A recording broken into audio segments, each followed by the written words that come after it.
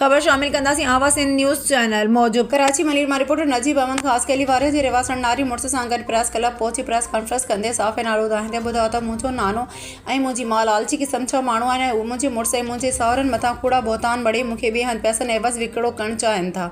मां पंहिंजे मुड़ुस ऐं साहुरनि सां पुरसुकून ज़िंदगी बसर करे रही आहियां। मूंखे उन्हनि भगीड़नि खां बचाए तहफ़्फ़ुज़ ऐं इंसाफ़ फराहम कयो वञे। रेशमा तफ़सील मौजूद वारे लखतुनिया गोड़ जी रहवासण नारी रेशमा दी हाजी ॾाढो खोसो पंहिंजे मुड़ुस सां गॾु गॾा प्रेस क्लब पहुची प्रेस कंदे चयो त 26 डिसंबर 2024 ते मुंहिंजी पीउ मां ऐं मुंहिंजी नाना जान मोहम्मद लोहर मिसमात परवीन प्यारो खोसो ऐं फैमिलीअ जे सभिनी फ़र्दनि जी मर्ज़ी सां थरड़ी हाजरा ॻोठ जे रहवासी अयाज़ पुट गुलज़ार चांडियो सां मुंहिंजी निकाह कराई वई ऐं उन बाद मां पंहिंजे मुड़ुस सां गॾु गुज़री वारे इलाइक़े कराची में पुरसुकून ज़िंदगी बसर करे रही आहियां। मुंहिंजो मुड़ुस ऐं मुंहिंजा साहुरनि जो मूंसां रवैयो बहितर आहे ऐं मूंसां सभई सुठे नमूने सां पेश अचनि था। कॾहिं बि मुड़ुस ऐं साहुरनि मूंसां को जहिड़ो झटो न वरी को तशदुद कयो। मां अकील बालिग़ वात वकील आहियां, पंहिंजो बुरो भलो चङी रीति सम्झी सघां थी ऐं मुंहिंजी मां ऐं नाले मिसमात परवीन समेत मुंहिंजे माइटनि कंबरकोट ऐं में 25 फरवरी 2025 ते कूड़ ते मबनी पटिशन दाख़िल कराई आहे त मुंहिंजो मुड़ुस ऐं मुंहिंजा साहुरा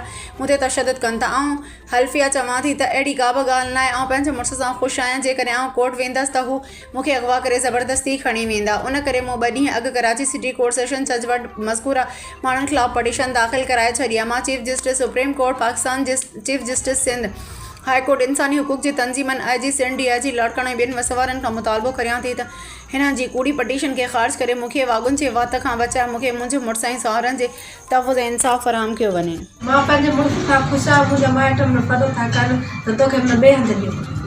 अच्छा मां पंहिंजे साहुरनि सां दरिया नमूने ते महारा नमूने ते पुटु मां पंहिंजी मर्दी जी माल खे पाण आहियां। ऐं तुंहिंजा माइट जेके केस जिन दाख़िल कयो आहे उहे चवनि था त जेको असांजी छोकिरी खे उहे मारनि था या कुटनि था। न उहो कूड़ा मूं ते न दौरा न लॻाए। अच्छा पंहिंजी मर्ज़ी सां तूं वेठी आहीं, को बि ज़बरदस्ती कोन्हे तुंहिंजे मथां को मार कुट? न मार कुट मूं ते न। अच्छा तव्हांजो नालो छा आहे? रेशमा।